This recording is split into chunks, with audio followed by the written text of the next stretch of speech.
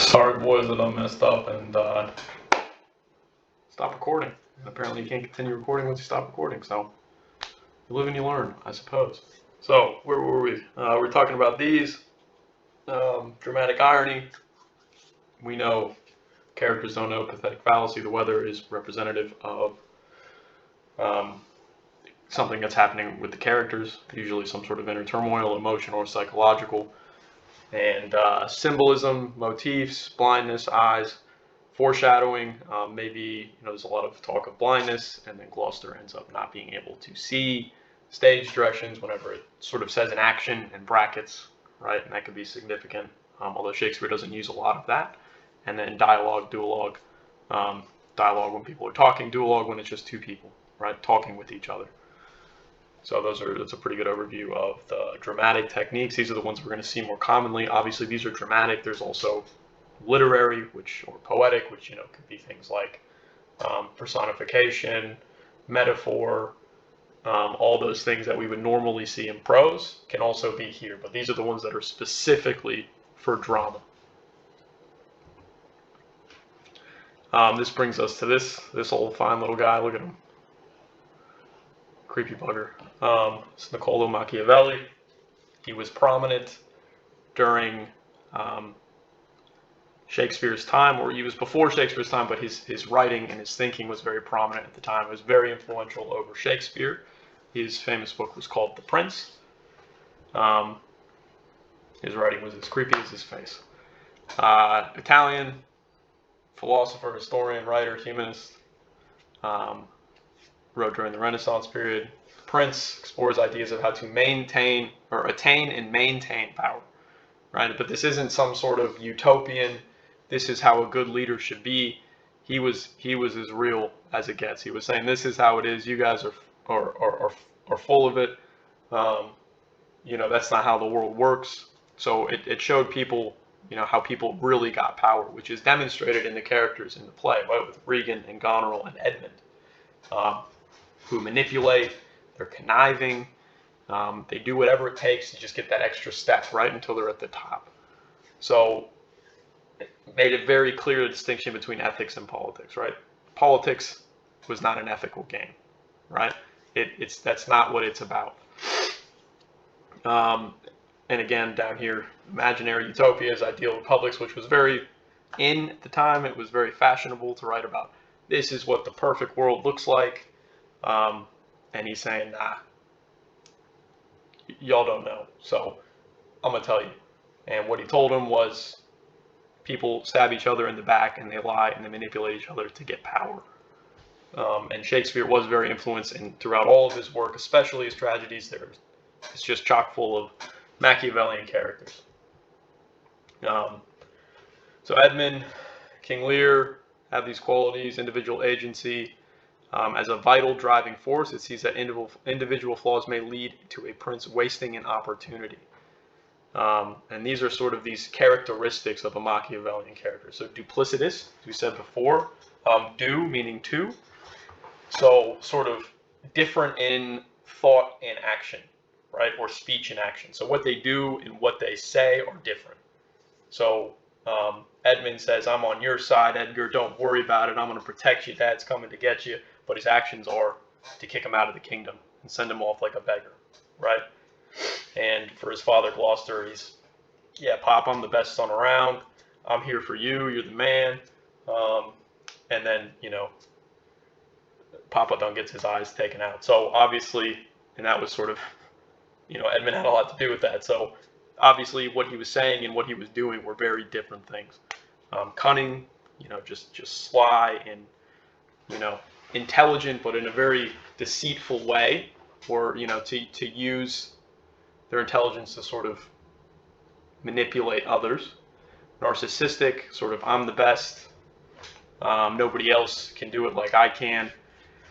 And just thinking you're the greatest. That's certainly something that King Lear shares as well. That's not just the other characters who are more classic Machiavellian characters, but certainly King Lear has those narcissistic tendencies of thinking there's nobody that can tell him what to do. He's the best. Everybody needs to listen to me. And if you go against me, then you're banished.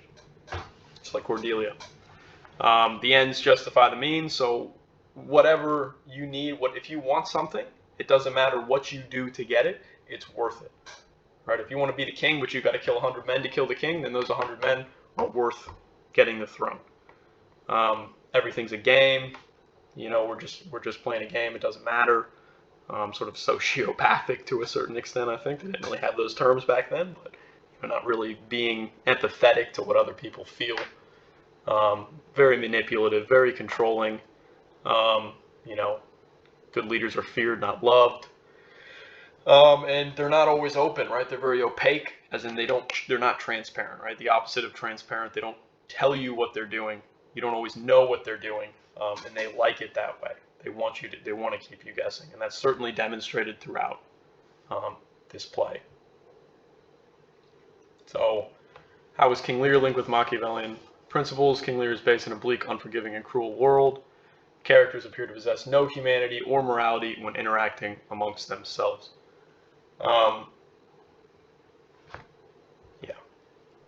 So, Goneril and Regan, these are just some examples, right? Goneril asks Lear to reduce his men. Lear becomes enraged and disowns Goneril. Regan defends her sister and begins to reduce Lear to a dependent. So that's in Act 1 and Act 2, right? Goneril knows what she's doing. She wants to reduce Lear's men so that he has less power, right? He doesn't have these men around him. They're not emboldening him. And also he doesn't have like a standing military force to protect himself with when all goes awry. And then kicks him out, and then Regan's right there to have her back. And then his force slowly, if you guys remember, you can't have 100, you need 50. And then Regan's all about 50, maybe 25. And then Goneril's like, 25? 5? Well, what do you even need 1 for? Right? And just slowly working them down. They're trying to get more and more power. Down here, questions for power at the expense of the relationship with Lear. They don't really care about this little thing here, right? They don't really care about this. This is what they care for, power. And they'll do whatever it can. If it means sacrificing this relationship, that's all good and well. Ain't no thing. Conspirators can act alone. So they can, right? In this case, Goneril and Regan are sort of together, but in the beginning, Goneril sort of does it and then sends word to Regan, right? And then Regan sort of backs him up. But also remember, there's Edmund as well, who's just sort of this agent of chaos, acting on his own.